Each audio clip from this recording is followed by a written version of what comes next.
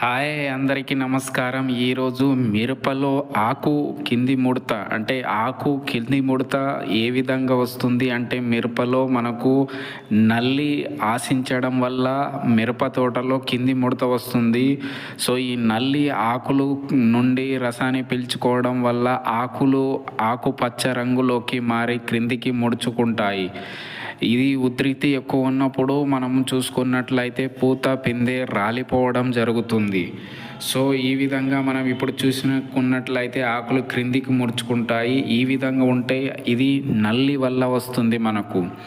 So ఈ విధంగా మనము ఆకులు కిందికి ముడుచుకోవడం లక్షణాలు మన తోటలో గమనించిన వెంటనే వాటి నివారణ చర్యలు చేపట్టాలి.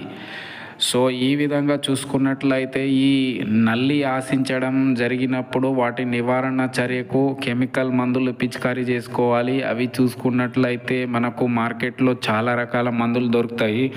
అందులో మొదటి చూసుకున్నట్లయితే ఇథియాను 1 లీటర్ నీటికి 3 ml కలిపి పిచికారీ చేసుకోవాలి. అదేవిధంగా ఒకవేళ అది దొరకకుంటే మార్కెట్లో ప్రొఫగేట్ అని దొరుకుతుంది. 1 లీటర్ నీటికి 2.5 ml కలిపి స్ప్రే చేసుకోవాలి. ఒకవేళ అది కూడా దొరకకుంటే మార్కెట్లో డైఫెన్తురాన్ అనే మందు దొరుకుతుంది. ఇది 1.5 గ్రాము 1 లీటర్ నీటికి కలిపి పిచికారీ చేసుకోవాలి.